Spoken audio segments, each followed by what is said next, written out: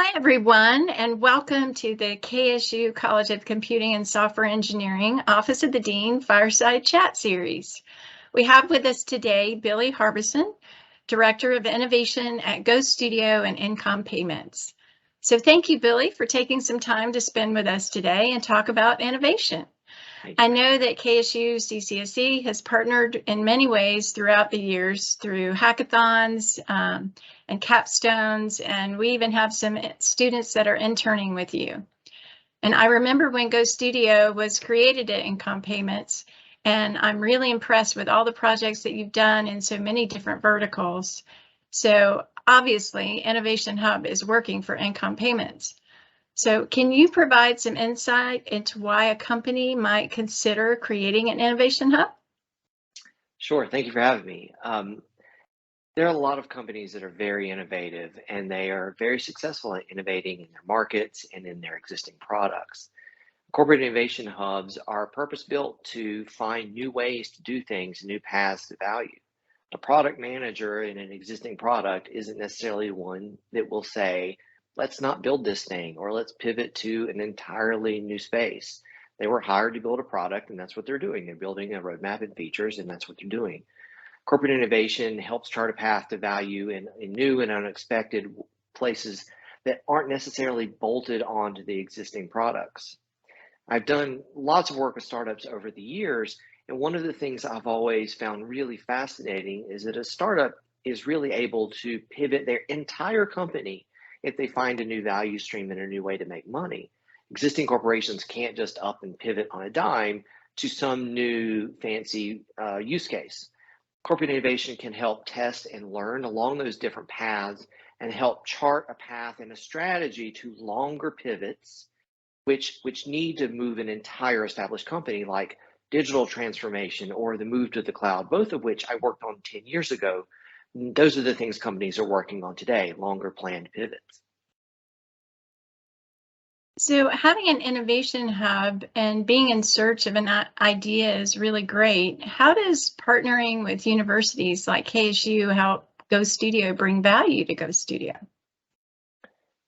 I've been fortunate to work with many universities and groups of college students in my career. The first decade of my career, I worked at a university and managed and mentored students in their junior and senior year, just as they were about to enter the workforce. What I've learned in the decade of doing innovation work is the primary tool out of my toolbox is to find diverse perspectives, diverse points of view, diverse sets of experiences. If I put together a group of people who come from a similar background and have the exact same experiences in their life, then we get the same kind of ideas. And so to be a true innovator is to find a diverse set of experiences and let those voices have ideas and come up with really great new concepts. One of the things we do with the KSU capstone is we ask the students to work on brand new things. We don't give them a slice of a project that we already have running and just have them complete that project. We give them some greenfield in a problem space and say, hey, tell us what we haven't considered. Your students have a different experience with technology and the economy than we did when we were in college and we do today. They have a different expectation of technology and the economy. And they're entering a world that's different than the world was when I entered the workforce. And so we really do expect it and want those students to show us new paths to things that we hadn't considered at all when we were doing our internal brainstorming. Well, I'm really excited about the partnership with GoStudio, and because of the way the college curriculum is set up, our students are inundated with assignments that are very scripted by nature, and they have to be that way. I mean, that's just the nature of academia.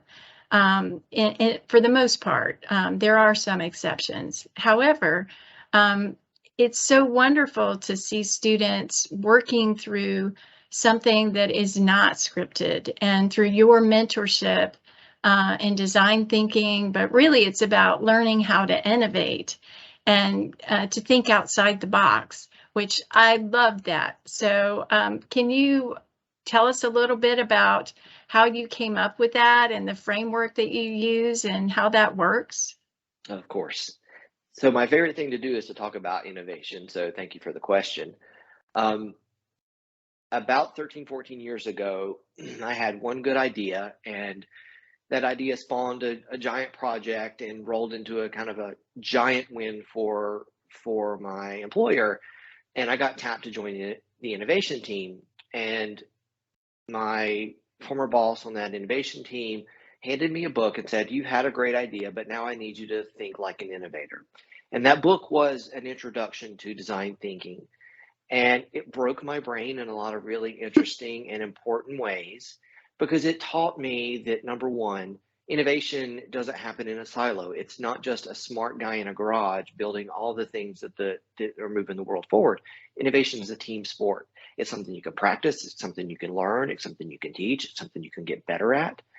And so I spent the last 13, 14 years doing design thinking kind of based on that foundational book that he handed me.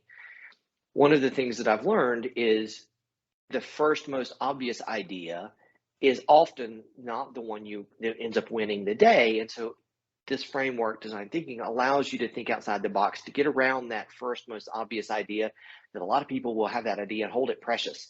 And the framework allows us to say, okay, that's great, but what other things can we try that might make that even better and make it really great? What I've been doing the past couple of years in our framework here at GoStudio is looking past the solution and looking before the solution. I've certainly been in lots of ideation sessions and brainstorms over the year where we were coming up with solutions for a problem that nobody really wanted to solve, that the world wasn't asking for, but it was on somebody's roadmap and they had a budget, so we're going to go build the thing. And so we did. But I really want to make sure that we're solving the right problems because not every company has a lot of time to go run these innovation sessions over and over and over to try lots of different solutions. We need to be narrowed in on the problem that matters. And so we are front-ending our design thinking practice with a series of dedicated sessions where we're only exploring the problem space and all the different aspects and components of that. And then we pick out the components of the problem that are really impactful in some way to the customer or to the business. And we go pull those into the design thinking session where we create innovative solutions. We're also back-ending our process with a set of futurism and futures thinking exercises because we want to make sure that we're building an informed roadmap for these innovative solutions, that we're not pinning 20 years of hopes and dreams on a product that we see is going to be disrupted in about 5. We can plan to be the disruptor or we can plan for the disruption. These are not magic tools. They are very accessible, and I love sharing them with the students at KSU and internally through our education sessions inside of InComm and GoStudio.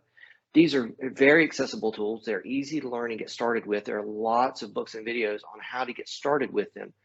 But we take them and we use them as a whole process to get to the right problem that creates the right solution and builds the right strategic roadmap. And that helps us to see a full 360 on how to solve some really interesting challenges with innovative thought. Well, it's really exciting to see everything you're doing over there and to know that KSU students may have played some part in some of those projects. So that's really a point of pride. But and coming from industry myself, I have to know that, because some of these things are not happening now, and some people may not have the vision. These things are really hard to sell to some corporate leaders. So how do you navigate around that and show them that there's value in this? So I just published an article on my LinkedIn about this.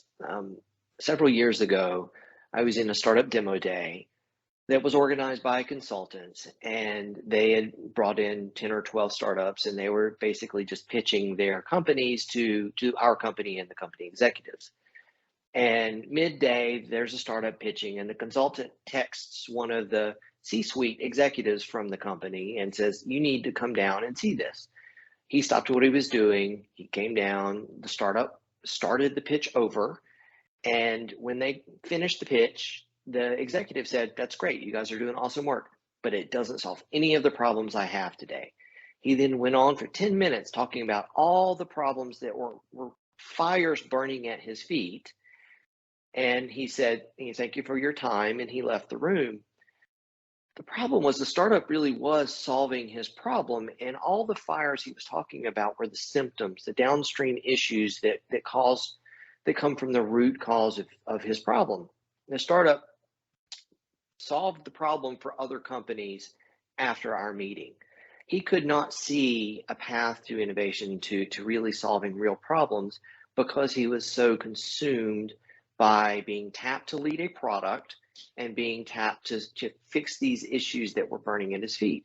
So our framework and our process is purpose designed to help kind of isolate executives and team members from those problems, let them see path to new value, see path to possibilities, and build empathy for personas that they may not have considered in as customers. And that gives them some really great insight to, I haven't considered that. There's something here, and let's go dig on that and see what we can come up with. And it's really magical to watch that light bulb come on with somebody who was very, no, we can't do this. And they see a path, they're like, wait a minute, maybe we can. And then they start to get really excited, and things really start to steamroll at that point, because the frameworks allowed them to build some empathy and see their customers as humans, and to see the problems that their customers are really struggling with, and to build something great to solve those problems. That's wonderful. I would love to be a fly on the wall to see that light bulb moment take place. I've heard so many, no, we can't do that in so many different conversations with leadership. A lot of times it's wonderful to have a way to make those yeses happen. Thank you again, Billy, for taking the time to join us today and give us some insight into innovation. And how that's working at GoStudio, at InComm Payments. We appreciate the strong partnership that we have with you, with KSU and our students here in the College of Computing and Software Engineering. I know that it's definitely making a difference in their lives and helping them see things in a different way. And, they might spark that next big thing. You never know. Well, thank you for having me, and I can't wait to see what the capstone students come up with next to push us in a new and interesting direction. And thank you all in the audience for listening. And I hope you enjoyed this session of the KSU College of Computing and Software Engineering Dean's Office Fireside Chats. And I hope you have a great day and go and innovate.